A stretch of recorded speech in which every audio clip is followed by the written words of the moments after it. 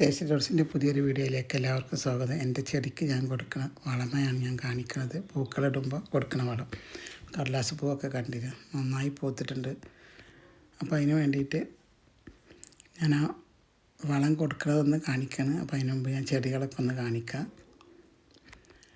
കടലാസ് പൂ ഇത് വെട്ടാതെ ഞാൻ ഇങ്ങനെ വളർത്തിയതാണ് കേട്ടോ.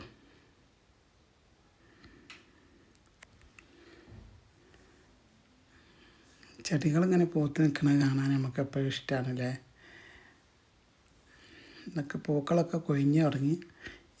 ഇതിനെന്താ പേര് നിങ്ങൾക്ക് അറിയോ? എനിക്ക് ഭയങ്കര ഇഷ്ടമുള്ളൊരു സാധനമാണിത്.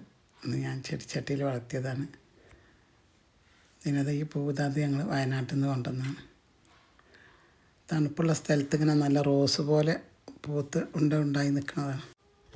പിന്നെ ഇത് വെള്ള ബോഗൻവില്ല, അത് ഞങ്ങളൊരു ചെറിയ തൈ വാങ്ങിയായിരുന്നു. ഇപ്പോൾ പോട്ടൊക്കെ മാറ്റി വെച്ചാൽ കേട്ടോ.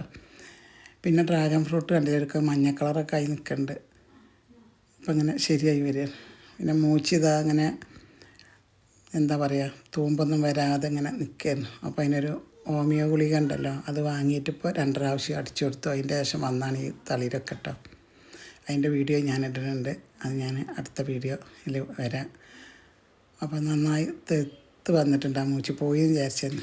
പിന്നെ ബോഗൻവില്ല അതാ കമ്പ് ചെറുതായി കുത്തിയതൊക്കെ നല്ലോണം പിടിച്ചിട്ടുണ്ട്. ഇത് മുന്തിരി തൈ പാകിയതാണ്. പിന്നെ ഇതിൻ്റെ പൂവൊക്കെ പൂത്ത് കരിഞ്ഞു തുടങ്ങി. ഇനിയിപ്പോൾ ഈ കരിഞ്ഞതൊക്കെ നമ്മൾ വെട്ടിക്കൊടുക്കണം. വെട്ടിക്കൊടുത്തതിന് ശേഷം പിന്നെ രണ്ടാമത് നമ്മൾ വളമൊക്കെ ചേർത്ത് കൊടുത്താൽ ആ വെട്ടിയോടത്തൊക്കെ പൂക്കൾ തന്നെ വരും നല്ലോണം. അപ്പോൾ ആ കൂട്ടത്തിൽ എൻ്റെ അടിനിയും കൂടെ ഒന്ന് കാണിക്കുകയാണ്. എനിക്ക് ഏറ്റവും ഇഷ്ടമുള്ളൊരു ചെടിയാണ് ഈ അടിനി കേട്ടോ. അപ്പോൾ അതും കൂടെ ഒന്ന് കാണിക്കാം. അതിൻ്റെ വീഡിയോ ഞാൻ വേറെ ഒന്ന് ചെയ്തിട്ടുണ്ട്. എന്നാലും ഇപ്പോൾ ഇതിങ്ങനെ ഇവിടെ ഇതിൻ്റെ ഇടയിലുള്ളതായപ്പോൾ ഇങ്ങനെ കാണിക്കാം കേട്ടോ. അപ്പോൾ അതിങ്ങനെ പൂവിങ്ങനെ വിരിഞ്ഞ് നിൽക്കുന്നത് കാണുമ്പോൾ വീഡിയോ എടുക്കാതിരിക്കാൻ പറ്റണില്ല, അതിൻ്റെ അടുത്ത് കൂടെ ഒക്കെ പോകുമ്പോൾ. അപ്പോൾ അത്രയും നന്നായി പൂത്ത് വലിഞ്ഞ് നിൽക്കണത്.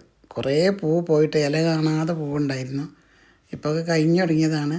പക്ഷെ എന്നാലും പിന്നെ ഈ പൂവിനൊരു പ്രത്യേകത തന്നെ, കുറേ ദിവസം നിൽക്കും ചെയ്യുമല്ലോ, പെട്ടെന്നൊന്നും കൊഴിഞ്ഞു പോകില്ല. ഇതൊക്കെ സാധാ പിന്നെ അടിനിയാണ്. പക്ഷെ ചെറിയ ചെറിയ മാറ്റങ്ങളാണ് കളറിനുള്ളത്. ഡാർക്ക് ലൈറ്റ് അങ്ങനെയുള്ള മാറ്റങ്ങളുള്ളതാണ് ഇതൊക്കെ കേട്ടോ. പിന്നെ ഇതിൻ്റെ ഇടയിലൊരു വൈറ്റും ഉണ്ട്. ഏത് വളമ കൊടുക്കണമെങ്കിലും 2 ആഴ്ച ഇടവിട്ട് കൊടുക്കണം. അപ്പോൾ പിന്നെ ഞാൻ കൊടുക്കുന്ന വളമ ഞാൻ കാണിക്കാം. ഈ 19 എന്ന് പറഞ്ഞാൽ ഇതാണ് ഞാൻ കൊടുക്കുന്നത്. 20 ലിറ്ററിൻ്റെ ഒരു ബക്കറ്റാണത്. അതിലൊരു ബക്കറ്റ് വെള്ളം എടുത്തിട്ടുണ്ട്. അതിൽ 3 ടേബിൾ സ്പൂൺ ഇട്ടിട്ടാണ് ഇത് കലക്കുന്നത്. ഈ ബക്കറ്റ് നിറയെ വെള്ളം ഉണ്ട് കേട്ടോ.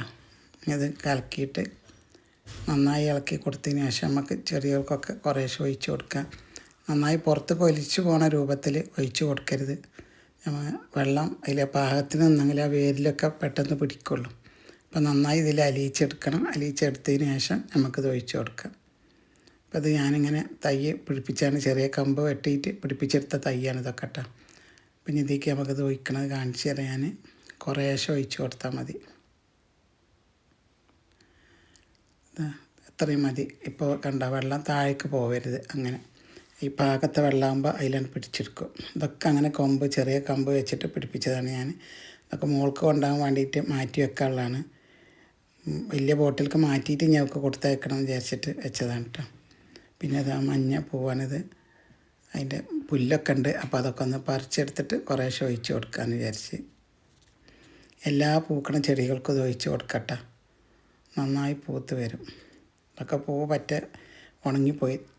ഒക്കെ ഞാൻ വെട്ടി ശരിയാക്കി എടുത്തിട്ട് വേണം.